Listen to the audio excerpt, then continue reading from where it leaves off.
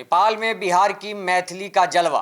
राष्ट्रपति उपराष्ट्रपति के बाद अब प्रधानमंत्री बनने की राह पर हैं बालेन शाह।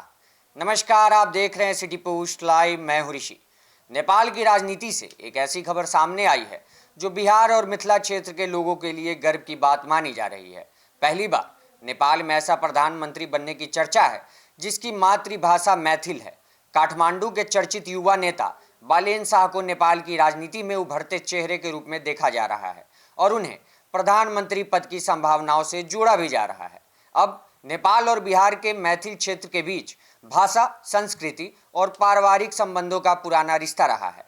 यही वजह है कि अगर मैथिली भाषा नेता नेपाल के शीर्ष पद तक पहुंचते हैं तो इसे बिहार और मिथिला क्षेत्र के लिए और भी गौरव से जोड़कर देखा जाता है।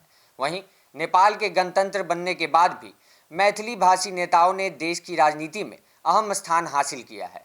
आपको बता दें, वर्ष 2008 में नेपाल के पहले राष्ट्रपति बने रामवरण यादव और उपराष्ट्रपति बने परमानंद झा दोनों ही नेताओं की मातृभाषा मैथिली रही है।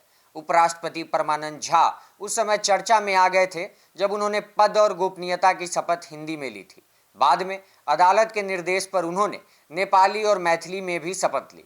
नेपाल के तराई क्षेत्र, खासकर मधेश प्रांत में मैथिली और भोजपुरी बोलने वाले लोगों की बड़ी आबादी रहती है। यह इलाका बिहार के सीतामढ़ी, मधुबनी और चंपारण जिलों से सटा हुआ है।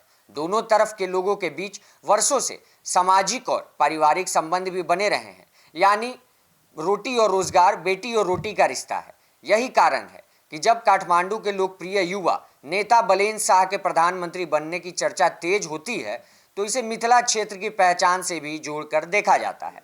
बालेन शाह का जन्म काठमांडू में हुआ, लेकिन उनके माता पिता नेपाल के महोत्तरी जिले के मूल निवासी है, जहां मैथिली भाषा प्रमुख रूप से बोली जाती है। बालेन शाह के पिता राम नारायण शाह और माता ध्रुवदेवी शाह महोत्तरी के रहने वाले हैं। घर में मैथिली बोलने की वजह से बालेन शाह की मातृभाषा भी मैथिली मानी जाती है। दिलचस्प बात यह है कि उन्होंने भारत के बेंगलुरु स्थित नित्य मीनाक्षी इंस्टीट्यूट ऑफ टेक्नोलॉजी से इंजीनियरिंग की पढ़ाई भी की है। नेपाल की राजनीति में पहले ही मैथिली भाषी नेता राष्ट्रपति और उपराष्ट्रपति जैसे बड़े पदों तक पहुंच चुके हैं। अब अगर बालेन शाह प्रधानमंत्री बनते हैं तो यह मैथिली भाषा और मिथिला क्षेत्र के लिए ऐतिहासिक उपलब्धि मानी जाएगी। अगर आप मिथिला से हैं तो जरूर ये खबर आपको पसंद आई होगी, या उस क्षेत्र से आते हैं तो आपको ये जान के बहुत अच्छा लगा होगा। हमारी खबर को लाइक और सब्सक्राइब जरूर करें, कमेंट करना ना भूलें। धन्यवाद।